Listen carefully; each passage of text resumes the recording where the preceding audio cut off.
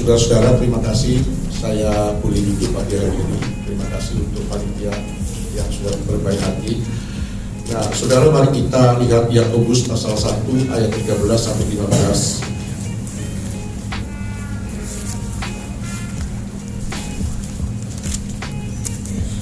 Yakobus pasal 1 ayat 13 sampai dengan 15. Apabila seorang dicobai, janganlah ia berkata pencobaan ini datang dari Allah. Sebab Allah tidak dapat dicobai oleh yang jahat dan ia sendiri tidak mencobai siapapun. Tetapi tiap-tiap orang dicobai oleh keinginannya sendiri, karena ia diseret dan dipikat olehnya. Dan apabila keinginan itu telah dibuai, ia melahirkan dosa. Dan apabila dosa itu telah matang, ia melahirkan maut. Saudara-saudara, rekan-rekan mahasiswa yang saya kasih dalam Tuhan, pagi hari ini saya membawakan firman Tuhan ya, dengan satu tema, It's me Lord, inilah aku Tuhan, not others, bukan yang lain. Ya, jadi inilah aku Tuhan, bukan yang lain. Saudara-saudara dikasih Tuhan, terlampau banyak masalah yang kita hadapi bersama di dalam hidup ini. Bapak sudah hampir 60 tahun ya, dan saudara-saudara masih sangat muda sekali. Mungkin ada yang masih umur 15 tahun di tempat ini. Tetapi saya tahu wajah Anda itu adalah wajah yang juga punya banyak masalah. Entah pembuat masalah atau memang banyak masalah. Saudara-saudara, ketika saya hari ini pensiun jadi tim admisi, maka digantikan oleh Ibu Maria Yosefa, Eko, dan kebetulan rekan-rekan yang baru masuk hari ini itu grupnya Toro CS ya. Yang saya kenal ini lebih enak Toro ya, karena bahasanya gampang diingat. Nah, Toro CS ini saya hanya tahu laporan Pak Bagio, ini mahasiswa yang baru ini masalahnya ini, si A masalahnya ini. Nah, saudara, saya masih ingat kurang lebih mungkin ada 4 atau 5 mahasiswa yang sebenarnya harus bergabung dengan kita, tapi akhirnya terpaksa dieliminasi karena terlampau banyak masalahnya. Jadi puji Tuhan yang masuk di sini ada masalah, tapi tidak terlalu banyak masalah. Betul ya? Saya tidak tahu apakah memang mereka jujur menyampaikan masalah ini. Saudara-saudara, kita pun sekarang mengalami banyak masalah dalam hidup ini. Bahkan setelah saudara masuk di SDT Duta Manisal ini, bukan tambah gak ada masalah, tapi mungkin tambah banyak masalah. Berapa banyak saudara kita yang hari ini mulai bosan datang di ibadah kampus misalnya. Cuman karena ini memang harus diwajibkan, ya datang, tapi berapa banyak kita bosan dan kemudian kita menyalahkan ya itu karena pemimpin pujiannya yang kurang enak lah, yang mungkin di musiknya yang kurang kompak lah, bukan SK dan rekan-rekan ini ya.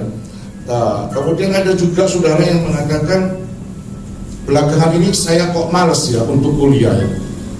Lo kan aneh kan? Ya. Semester 1 itu masih semangat-semangatnya, tetapi heran sampai semester 3 aku kok jadi malas kuliah. Kenapa ya? Ya mungkin saudara mengatakan dosen-dosennya ya itu saja, bosan, tidak ada yang ganteng, tidak ada yang cantik ya. Coba diganti artis yang ajar mungkin berani. Satu kali kemudian kalau saya punya duit, saya datangkan artis atau aktor yang ganteng ya kesini, pasti saudara, wah kuliahnya jam 8 sudah jam 7 sudah siap-siap datang itu. Tapi coba yang ngajar mungkin ya orang-orang ini ngajar, saudara mungkin jadi bosan. Nah, saudara, kita punya banyak masalah. Di sini juga gitu. Saya lihat di sini itu kalau di SDT kita ini memang SDT yang khusus dan spesial. Saya juga tidak tahu. Ya, saya sudah banyak punya cucu saya cucu dalamnya 2, cucu luarnya banyak. Ya. Dan saya saksikan sendiri kenapa dari angkatan, setiap angkatan, dari angkatan yang pertama sampai sekarang itu SDT ini berhasil ya untuk menjodohkan orang-orang. Nah, tapi masalahnya ada, sudah setiap kali pacaran ada yang cinta segitiga, ada cinta segi 4, segi 5. Jadi terlampau banyak masalah, saudara. Dan kalau saya perhatikan ada anak-anak tanya, Pak, kenapa saya itu setiap kali pacaran saya punya masalah kok sering kali putus, Pak? Ya, pacaran 3 bulan dan sampai 3 bulan putus. Saya tanya, kenapa? Iya Pak, orang tua saya itu kolot sekali. Saya pacaran dengan ini nggak boleh, pacaran dengan itu nggak boleh ya. Harus ini, harus ini, harus ini, harus sesuku dan sebagainya. Nah, saudara-saudara, terlampau banyak masalah-masalah di dalam hidup kita. Dan saudara perhatikan, kita bersama rasanya ya sepakat kalau kita itu seringkali tidak melihat kepada saya ya, it's me, tetapi kita melihat others, yang lain. Kita menyalahkan yang lain, kita menyalahkan ortu kita menyalahkan keadaan kita menyalahkan situasi yang membuat kita malas untuk datang ya. Kita menyalahkan orang-orang di sekitar kita yang membuat kita bosan ya. Kita menyalahkan dosen-dosen kita yang mengajarnya mungkin kurang enak dan sebagainya. Tetapi saudara, jarang sekali kita menyalahkan dan melihat apa yang terjadi sebenarnya di dalam hidup kita ini. Dan saudara, kenapa kita gagal, kenapa kita malas, kenapa kita bosan? Saya katakan, kita sering melihat sesuatu yang di luar yang mengganggu hidup kita, tapi kita tidak pernah dan jarang sekali secara gentleman untuk melihat apa sebenarnya yang terjadi dalam hidup saya ini. Dan kalau saudara mau gentleman untuk berkata apa yang terjadi dalam hidup saya pikir saudara, kita akan menemukan solusi yang tepat di dalam hidup kita dan menjadikan kita nanti orang-orang yang sukses dan berhasil. Alkitab itu tidak salah saudara memberitahukan sesuatu yang klasik yang terjadi, di mana ketika Adam Hawa jatuh, Anda sudah tahu ceritanya. Bagaimana kemudian ketika Adam jatuh, Tuhan tanya kepada dia, Adam tidak mengatakan ini loh aku Tuhan yang salah, tapi dia katakan perempuan yang cantik yang kau berikan di sisiku, ini loh yang membuat aku menjadi salah. Ini problema, ini masalah yang terbesar bagi aku, bukan aku tapi perempuan yang engkau tempatkan di sisiku ini. Nah, perempuannya ditanya pun sama. Dia berkata bahwa ular yang Tuhan yang engkau ciptakan itulah yang membuat masalah dalam hidupku sehingga aku jatuh semacam ini. Dia yang mengelabui aku, dia yang punya taktik dan strategi untuk menjatuhkan aku. Nah, saudara-saudara dikasih Tuhan, ini adalah saya katakan penyakit klasik kita semua ya. Tidak ada dan jarang orang untuk melihat kesalahan kita sendiri. Bahkan saudara tahu ketika bagaimana Raja Israel yang pertama, Raja Saul itu akhirnya dibuang oleh Tuhan. Dia pada waktu untuk menunggu Samuel dia tidak sabar ya. Ketika Tuhan menegur dia, saudara sudah tahu ceritanya semua. Kalau tidak tahu kebangetan ya. Saudara, bagaimana kemudian Saul berkata, rakyat ini loh yang sudah tidak tahan lagi. Kenapa Saul kamu lakukan, kamu persembahkan korban yang seharusnya dia khususkan untuk Nabi? Saul berkata, rakyat ini sudah tidak tahan lagi. Dia lihat lagi, orang Filistin itu tidak tahan, yang mulai mau menyerang aku. Jadi rakyat disalahkan, orang Filistin disalahkan, dan lagi Samuel gak datang-datang. Udah jamnya nih, gak datang-datang. Jadi dia salahkan semua, tapi Saul tidak pernah introspeksi dirinya sendiri.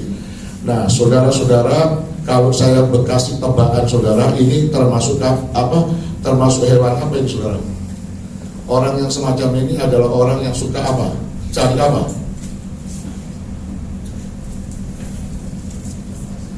Saya kasih tebak-tebakan ya. Ya. Nanti kalau dapat, saudara dapat uang 100.000 setiap kali jawab. Amin, setuju? Tapi ambilnya di Grisela nanti.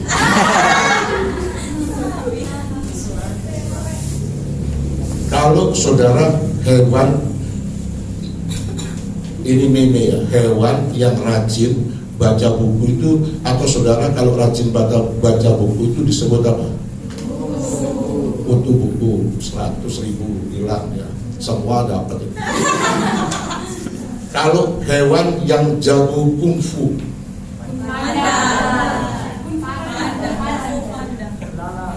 Pak Boboho, ini ada serialnya Boboho soalnya. Hewan yang jago kungfu. Kura-kura ninja. Hewan yang selalu kepanasan. Loh ini ya cacing kepanasan.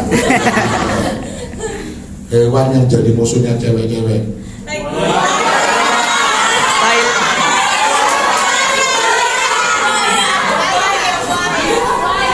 Lengkapnya apa lengkapnya? Ya, buaya darat. Tapi cewek-cewek lupa kalau buaya juga ada benar.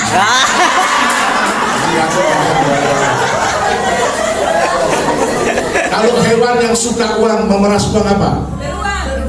Beruang. Itu hewan yang kaya.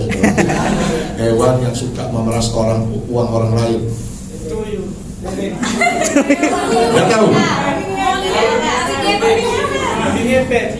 Oh, babi ngepet ini piara babi ngepet. Apa dari Medan? Medan banyak nih. Lintah darat. Lintah darat. Betul kan? Memeras lintah darat kan? Iya. Kalau Anda pinjam 1 juta suruh balik 300.000 kan apa bunganya lintah darat. Kalau hewan yang sering dicari cowok apa? Kupu-kupu malam.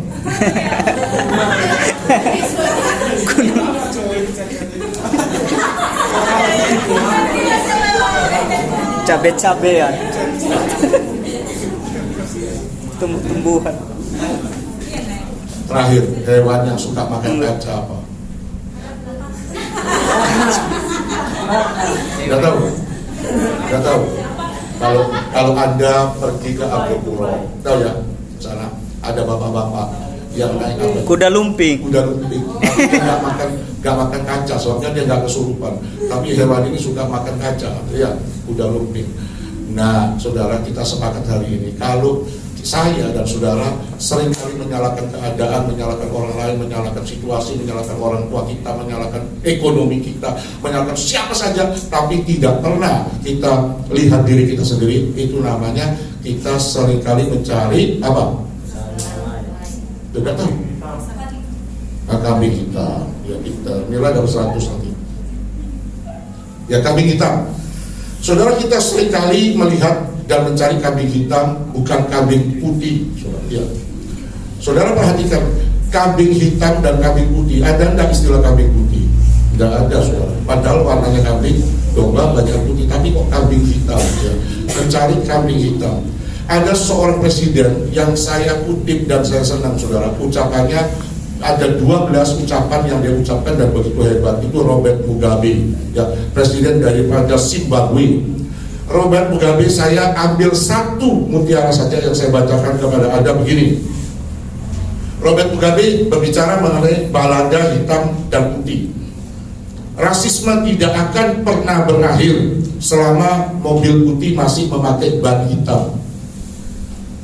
Jika orang masih menggunakan warna hitam untuk nasib buruk dan putih untuk perdamaian, jika orang masih memakai pakaian putih untuk pernikahan dan pakaian hitam untuk pemakaman, selama mereka yang tidak membayar hutang dimasukkan dalam daftar hitam dan bukan daftar putih, saya tidak peduli, kata Presiden Zimbabwe, selama saya masih menggunakan tisu putih untuk menghapus pantat saya akan selalu baik-baik saja. Tahu tisu putih? Kalau ada di sini cebok, maaf ya, ini bukan porno. Pakai apa, saudara? Pakai air semua ya. Siapa yang bisa setelah pup pakai tisu? Siapa yang bisa saudara setelah pup pakai tisu? Ya, mungkin hanya Sinyo karena dari Jakarta. Pernah saudara gak ada air, udah kadung kebelet ya, kemudian pup, tahu pup ya? Pup ya? Aku jauh. Apalagi pupnya waktu itu maaf kata agak cair dikit, bau dikit ya, gak ada air, saudara dikasih tisu. Pernah? Pernah, saya pernah saudara ya. Saya pernah, di hotel saya cari ditidurkan hotel bintang 5. Nah susahnya semakin bintangnya tinggi, airnya nggak ada. Nah kalau di sini kan enak, ada putarannya, tinggal apa istilahnya. Nah ini nggak ada, jadi terpaksa ada tisu kan di sebelah, tisu bawa gini kan. Tapi saudara tahu kalau nggak biasa itu setelah pakai itu dibersihin berapa kali, maaf kata ya gatal, nggak enak. Rasanya kurang bersih. Nah Robert Mugabe ini dia seorang presiden, dia selama dia pakai tisu yang warnanya putih untuk pantat ini, dia nggak bingung mengenai rasisme. Nah saudara-saudara, hitam putih ini memang adalah sesuatu yang unik ya. Untuk kita bersyukur hari ini GPPS Gereja Pantai Kosta Surabaya itu semuanya putih, jasnya putih, pakainya putih, sepatunya putih ya. Semuanya putih, untung rambutnya tidak diputih seperti itu. Karena apa? GPPS mengatakan putih itu adalah warna yang suci, tapi hitam itu adalah warna dosa. Nah, kita GBA sekarang beda, bukan putih, tapi hitam semua, jas hitam, baju hitam semua hitam, das hitam ya, semuanya. Nah, saudara mungkin kita tidak pernah terjebak dengan yang namanya balada hitam dan putih ini. Saya jujur lagi ya. Nah, saudara-saudara dikasih Tuhan, seringkali kita mencari kambing hitam di dalam hidup kita, bukan kambing putih. Memang tidak ada kambing putih. Nah, perumpamaan di dalam Alkitab tentang orang yang berdalih, di mana orang itu baru dapat ladang yang baru, kemudian 5 pasang lembu yang kebiri, artinya lembu yang gemuk, yang tambun, dan saudara dia baru kawin.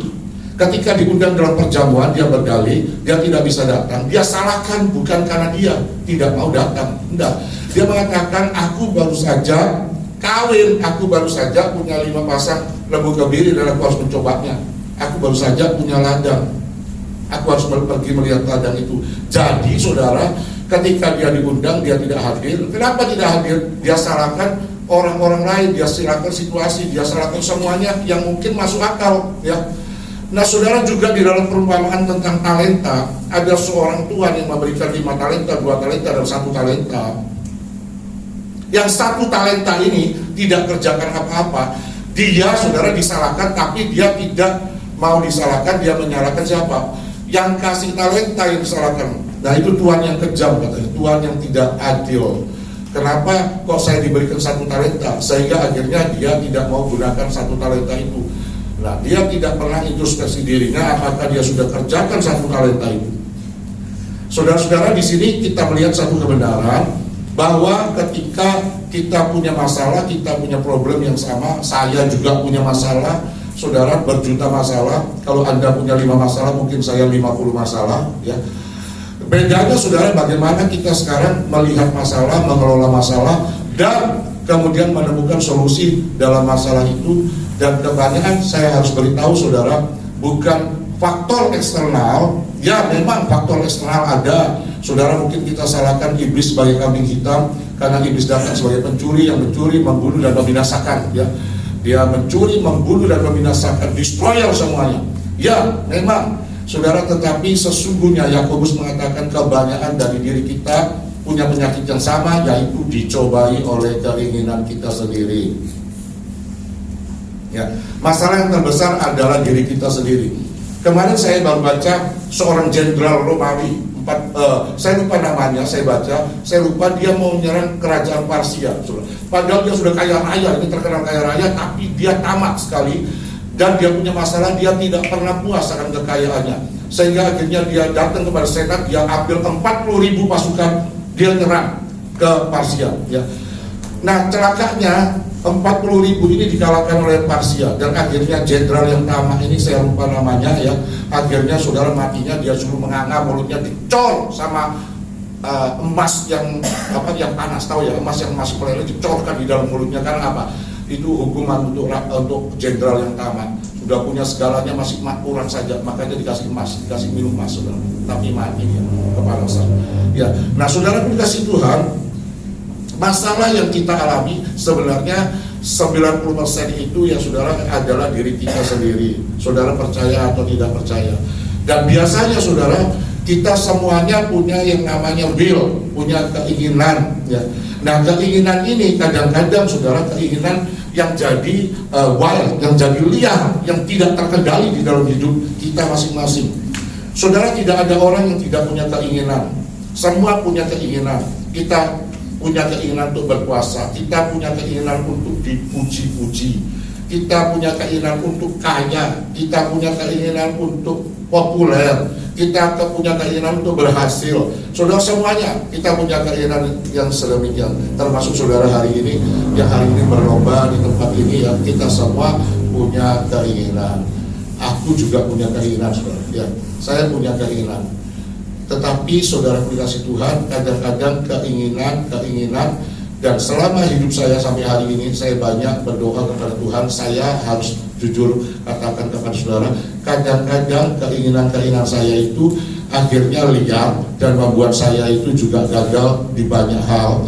Karena akhirnya keinginan saya itu ternyata akhirnya untuk memuaskan hidup saya, ya, atau keinginan yang sebenarnya di luar kehendak Tuhan di dalam hidup saya. Nah, inilah yang terjadi, saudara. Dan ini seringkali terjadi di dalam hidup kita. Kalau sudah orang Jawa bilang itu kadung karep, tahu ya, sudah mau, nggak ada seorang pun yang bisa untuk menghalangi dia. Ya. Dan ini satu hal yang sangat berbahaya di dalam hidup saudara dan saya. Ya, coba saudara lihat dalam hidup ini, masalah apa yang ada di dalam hidupmu, dan keinginan apa sebenarnya di dalam hidupmu yang tidak terpuaskan. Nah, biasanya saudara-saudara, ini adalah masalah yang terbesar dalam hidup kita adalah keinginan kita yang tidak jelas, dilihat, dan saya katakan keinginan yang unpredictable, yang tidak bisa kita duga. Saudara, saya bisa lihat Anda semuanya, kita bisa ngomong, ya, tapi satu ketika saudara tidak bisa lihat keinginan saya yang liar, ya. Saya pun tidak bisa lihat. Hanya Tuhan dan saudara, dan hanya Tuhan dan saya yang tahu, ya. Sehingga saudara-saudara, puji Tuhan kalau saudara dikenal sebagai orang yang stabil. Tahu stabil? Ya. Saya katakan tidak ada orang baik, ya, tapi kita belajar menjadi orang stabil. Stabil itu artinya apa? Ketika saudara dipercayai sesuatu, ketika saudara melakukan sesuatu, ketika saudara bekerja, saudara itu punya mentality yang stabil. Stabil itu artinya apa? Sebenarnya stabil itu adalah kemampuan saudara untuk mengontrol satu keinginan yang tiba-tiba liar, ya, yang tiba-tiba ada kebinatangan di dalam hidup kita. Nah, itu kita bisa stabil, dan itu orang bisa mengontrolnya, dan itu dikatakan kita stabil. Kalau tidak demikian, saudara, nanti kita masuk pada satu titik yang saya katakan point of no return, ya, di mana saudara tidak akan bisa kembali lagi. Betul, ya? Saya tidak usah ceritakan banyak kasus di dalam hidup kita ini, di dalam STT ini, tetapi ada hal-hal yang menyedihkan, di mana akhirnya meskipun dia harus menangis, saya harus menangis, semuanya harus menangis, tapi semuanya sudah berantakan dan tidak mungkin diperbarui lagi, dan tidak mungkin lagi kita kembali kepada yang awal. Nah, itu yang saya sebut sebagai point of no return, ya, di mana satu titik Anda dan saya, ketika kita hidup dikontrol oleh keinginan yang liar dan dibuai oleh hal-hal yang eksternal, dan kemudian akhirnya menjadi dosa, dan dosa itu menjadi maut, kata firman Tuhan, dan menghancurkan segalanya, dan menjadi masalah yang sangat besar di dalam hidup kita.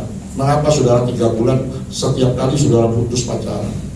Mengapa saudara datang di satu tempat dan saudara tidak disukai? Mengapa saudara ditolak oleh orang-orang lain? Mengapa saudara ditolak oleh komunitas Anda? Mengapa saudara tidak disenangi oleh grup Anda, padahal itu adalah grupmu sendiri? Saudara-saudara, kadang-kadang kita harus jujur. Setiap kali saya hadir di satu tempat, saya hadir di satu kumpulan hamba-hamba Tuhan, saya hadir di satu kumpulan apa sajalah, ya, saudara-saudara, pertanyaannya, apakah saya menjadi problem solver, tahu ya, atau problem maker? Problem solver atau problem maker? Saya tidak bisa mengharapkan ada taman surga itu dari sekeliling saya, tapi saya harus bisa menciptakan taman surga itu dari hidup saya. Ya, demikian sebaliknya, saya tidak bisa mengundang neraka itu untuk hadir di dalam komunitas saya, tetapi saya bisa jadi neraka bagi komunitas saya. Saudara paling gampang untuk cek apakah saudara itu menjadi taman surga atau taman neraka. Apakah saudara menjadi problem maker atau problem solver? Saudara coba cek. Saudara ditolak, banyak ditolak atau enggak? Atau banyak disenangi? Contoh ya, saya tunjuk Niva jadi pemimpin. Saudara, semua enggak dapat. Bingung. Tapi kan Niva jadi pemimpin, terutama saudara. Berarti kemungkinan yang pertama Niva disenangi. Oke, dia bisa jadi problem solver. Kan ada masalah kan? Nah, saudara-saudara dikasih Tuhan, ada banyak orang yang jadi problem maker. Kalau ada orang ini pasti rusak. Kalau ada orang ini pasti panas, saudara, kayak neraka. Kalau ada orang ini sebentar saja senyuman pasti gegeran. Ada enggak orang-orang di sekitar ada orang yang semacam ini? Semoga tidak ada di tempat ini. Saya ingin di tempat ini kalau ada saudara, waduh seperti surga ya. Kalau ada saudara semuanya senang. Kalau ada saudara semuanya heboh ya. Nah, ya ini saya katakan kalau ada yang heboh, semuanya heboh ya. Semuanya heboh. Nah, saudara-saudara kasih Tuhan, ini yang saya mau kasih tahu saudara. Memang saudara banyak orang-orang yang akhirnya menjadi orang-orang yang jadi problem maker ya, membuat masalah. Saya coba ditayangkan itu gambar-gambar ya. Nih, siapa yang seperti ini? Mana ya? Bisa. Pemain sepak bola saudara. Nah, tolong baca. Hidup itu jangan seperti wasit, mondar mandir kesana kemari cuma mencari kesalahan orang. Ada orangnya kayak wasit, mana-mana lihat salah. Ya, waduh kita. Jadi orang ini gila, kayak wasit sepak bola aja. Saudara mau seperti ini? Saudara jadi problem maker atau problem solver kalau jadi hidupnya seperti ini? Mending jadi wasit sungguhan, saudara, lebih payah ya. Lagi-lagi. Nah ini saudara, siapa yang sombong mau baca ini? Siapa yang merasa sombong? Nah ini merasa sombong ya, baca katanya mau angkat tangannya. Iblis diusir dari surga karena sombong, tapi herannya manusia belum masuk surga udah sombong. Betul ya? Betul Pak? Betul ya? Amin ya? Punya TV 5 juta aja, sombongnya udah, rasanya kepalanya di atas ya. Ya, betul ya? Masih 5 juta. Saya tanya sama gratis kamu sekarang banyak duit apa? Betul, lo jadi ngomong betul, banyak duit, betul. Saya senang sekali gratis punya banyak duit. Tetapi jangan sombong ya. Gratisman belum masuk surga, masih 5 juta, belum 5 miliar ya, belum 5 triliun. Sekarang kalau ngomong M itu sekarang di Indonesia negara kaya saudara ya. Sekarang kalau ngomong itu sudah T semua, triliun semua. Nah saudara-saudara dikasih Tuhan, iblis itu apa? Iblis diusir karena sombong. Tapi kita belum masuk surga aja udah sombongnya sama mati. Betul ya? Nggak mau lihat orang lain, nggak mau nyapa orang lain, saudara sombongnya setengah mati. Ada lagi gambar. Nah ini, siapa yang banyak ngomong ini? Ratna. Baca Ratna. Oh, udah kelihatan. Dewi Yul, ayo ini. Baca yang keras. Enggak kelihatan. Jangan jadikan seperti burung. Jangan jadi.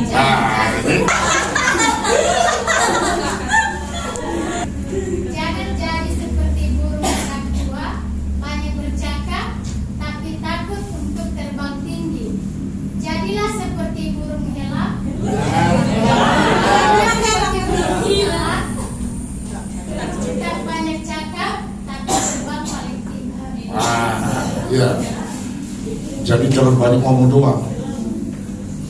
tapi nggak mau terbang tinggi, ngomong doang, nggak ada kerjanya. Nanti ya, diurin doang. Ada orang semacam ini banyak. Kalau berapa? Begitu hari nggak nongol. Tapi jadilah seperti Bulman lah, dia baca lah, nggak banyak bicara. Boleh ngomong dikit-dikit, tapi terbang tinggi. Ya. Nah, saudara, ini semua adalah problem maker orang yang semacam ini. Saya tidak sebut lagi ya, tapi saya mau kasih contoh saudara, satu video yang saya pernah tayangkan. Dia tidak pernah menyalahkan situasi, dia tidak menyalahkan orang lain, dia mengalami satu hal yang tragis dalam hidupnya, kehilangan tangannya. Ya, ini bukan yang orang yang kehilangan tangannya yang kecil, itu bukan, tapi akhirnya dia bisa melanglang buana. Nah, ini namanya Muhammad Ibrahim Hamato. Ya, ini saya pernah tayangkan Ibrahim Hamato.